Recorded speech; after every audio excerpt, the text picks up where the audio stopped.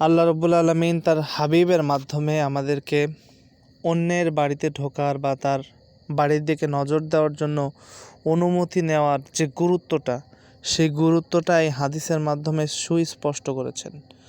অনুমতি ব্যতি রেখে আমরা যদি কারো বাড়ির দিকে নজর দিই, তিনি চাইলে আমার কী হাল করতে পারেন সেটা এখানে বলা হয়েছে। এটা যেমন যারা কারো বাড়ি উঁকি মারবে বা বাড়ি প্রবেশ করবে তাদের জন্য একটা বার্তা, এবং যাদের বাড়ি তাদেরও একটা অধিকার এখানে সংরক্ষণ করা হয়েছে। ঠিক তেমনিভাবে আমি মনে করি এই রাষ্ট্র, এই বাংলাদেশ, এই সোনার বাংলা আমাদের ঘর, আমাদের সবার বাড়ি।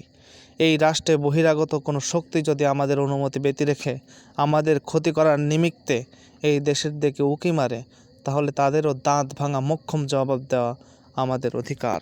সার্বভৌমত্ব, স্বাধীনতা রক্ষা জন্য যে কোনো সময়, যে কোনো মুহূর্তে 1971-এর মতো আমরা প্রস্তুত আমাদের সার্বভৌম রক্ষা করতে, আবারও জীবন দেওয়ার জন্য।